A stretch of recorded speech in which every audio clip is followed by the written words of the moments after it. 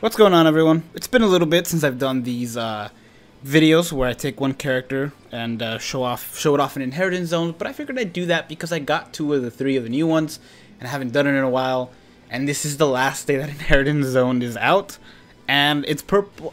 It's purple and red, which I have the new Kaname and Mayuri, so I'll be doing both of those in separate videos, I guess. But yeah, I wanted to show off this Kaname. He's really good, really fun to use. I'm so glad he came out like a day after I did the top 10 SAR characters, because he would definitely be in there very high too, because man, this guy is built to like keep people away and keep people weakened.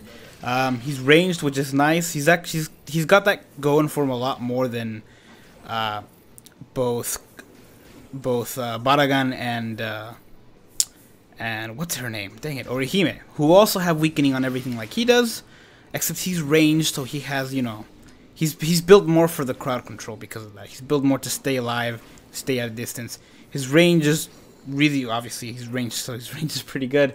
But his range on his strong attacks is just great, and I think it's better than Orihime's. Of course, her full screen strong attack is, you know, full screen just like his strong attack is.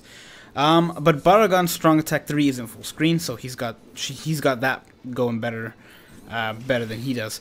But man, this character is just a lot of fun to use. I also boosted his strong attacks with Yoroichi and Byakuya, so you know, he's still doing a little extra damage for that. I don't have the best accessories when it comes to purple characters, so his SP isn't as high as it could be, but it's doing the job clearly. And like I said, he's built for crowd control. He does have a vortex move that historically vortex moves don't do the best amount of damage, but it looks like that's changed recently, because anything that's a crawling vortex, such as Holly Bell that came out during the Valentine's Day, him, and I think Lisa's as well, they're actually doing a decent amount of damage. I think it's probably because they're different kinds of vortex moves.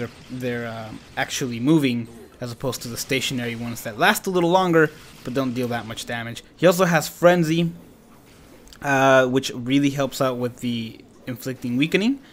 Dang, look at that. I'm already at 600. That's the good thing about this character, is that even if his strong attacks don't deal a lot of damage, which they do, but his strong attack 1, as you can tell, doesn't deal as much damage as the others, but it hits so many times. It's pretty instant, and the range on that is it's ridiculous. So you just have a strong possibility of inflicting weakening, which I really like.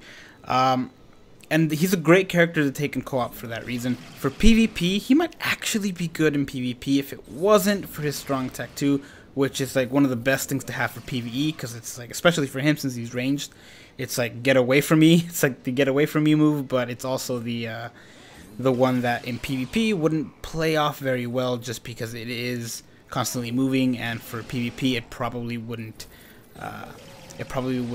move the characters, move the opponents. They'd probably still stay in place, especially if they have poise, and like some of them more, you know, seen in PvP, such as Kenny and Retsu, the new Yama, Sajin. They all have poise, so the crawling vortex wouldn't really affect them much. But the other 2 would. I feel like strong attack 1, it probably wouldn't do that much damage in PvP. It doesn't do that much damage there. It's really meant to hit more. And inflict weakening because it hits so many times.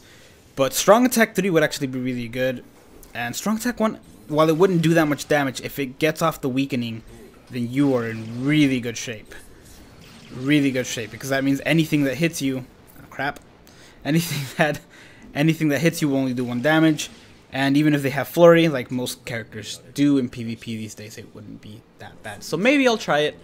We'll see what happens. I don't know that I will. I might, if I get good enough SP accessories, I might give it a shot. But for now, we're gonna stick with him just in PvE. Really great character. Soul Reaper Killer definitely comes in handy. So that might be another reason why he would be good in PvP. But I think this character is one of the best PvE characters.